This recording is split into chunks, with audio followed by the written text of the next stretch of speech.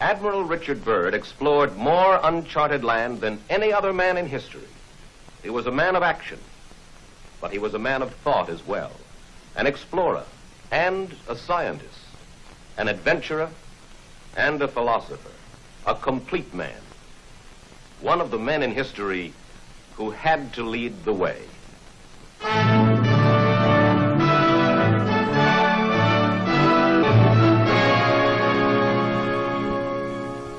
On this expedition, we hope to fly across the South Pole into the mysterious land beyond to see what is there.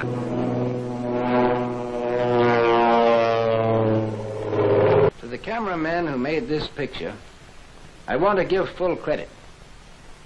They did not hesitate to risk their lives at their job. Now, the North Pole is the center of a deep ocean, whereas the South Pole is the center of a high plateau which averages 7,000 or 8,000 feet in altitude. There is no life whatever beyond the edge of the world. There are no Eskimo.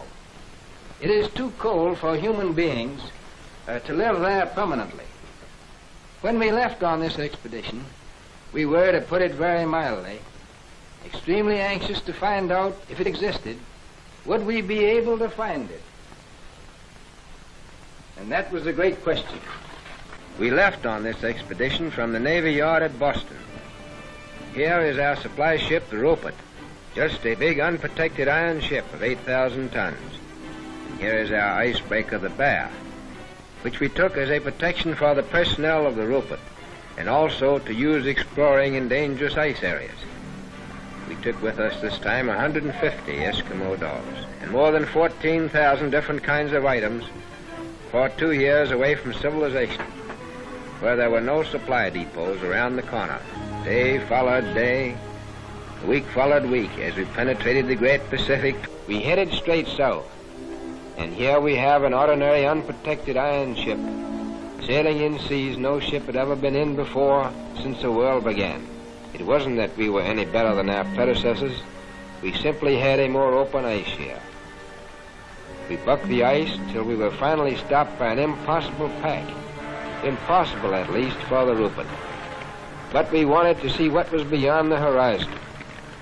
That's what we came for. And for that purpose, we had another string to our bow, aviation. We retreated a few miles and managed to find an open lake in the ice field. So we proceeded to put the plane overboard. We had to execute this maneuver as rapidly as possible, because we knew that under the influence of the wind and the tide, the fields would soon close in around the ship again. In fact, the ice is already beginning to close in. Our plan was to go south with our steamer until we were stopped by ice, and to take up the attack on the unknown with aviation. And now at last we're going to find out what was in the southern part of this mysterious part of the world. For after battling the bad weather, here we are 240 miles within it.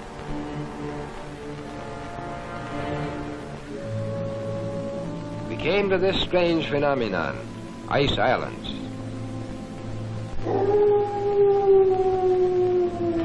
This was a strange and weird sea. Steaming through these ice islands was an eerie sensation. Here was the twilight of the gods, and we were curious to know what these somber giants were guarding.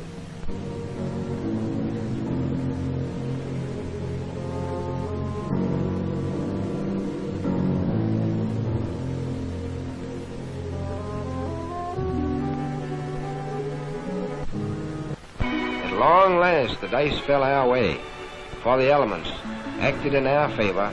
The wind and the tide, which had closed the ice in around us, finally opened the pack so that we could break our way into more open sea. We had added nearly 500,000 square miles to the Pacific Ocean. And here is our journey's end. At length we sighted that great natural phenomenon, the ice barrier.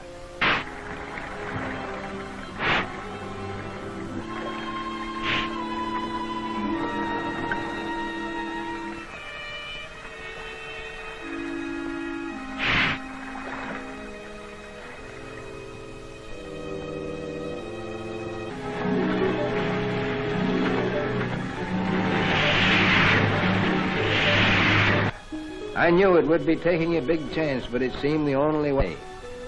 As we started alongside the barrier with our ships, suddenly the edge...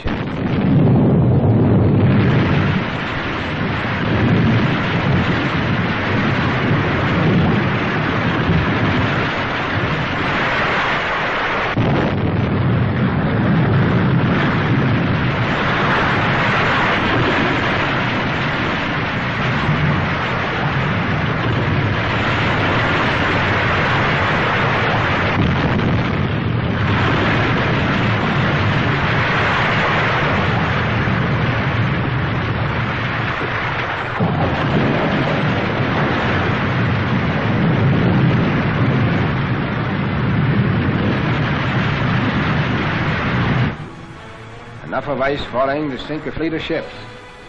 It seemed like a warning from Providence not to go alongside the barrier.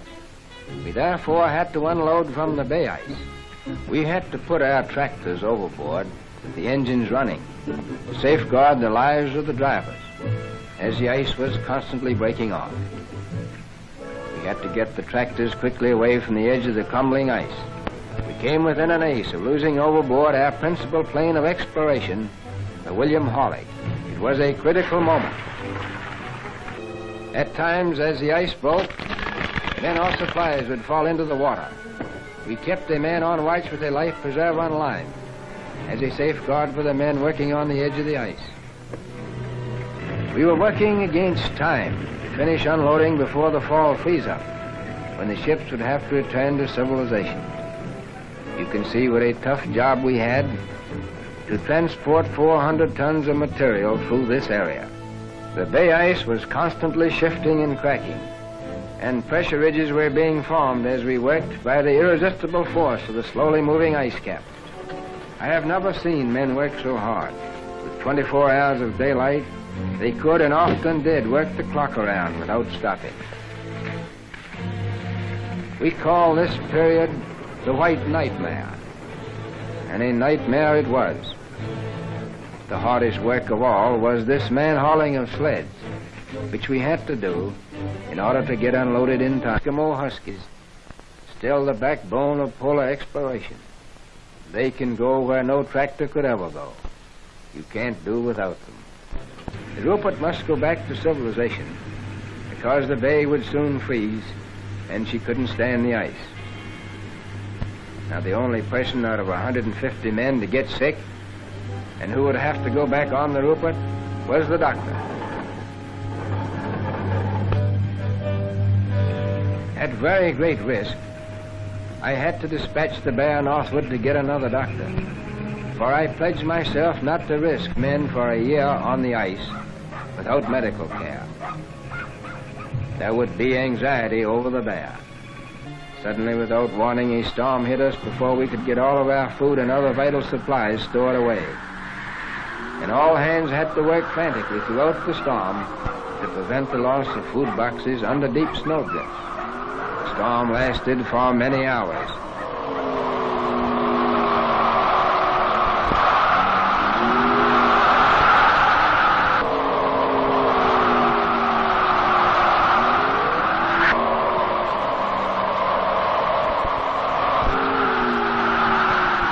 We found it chilly, working in the wind.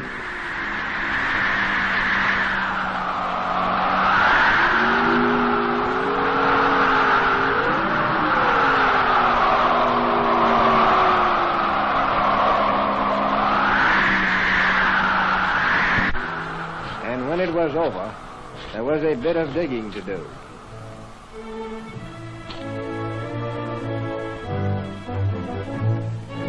And here is the original commando.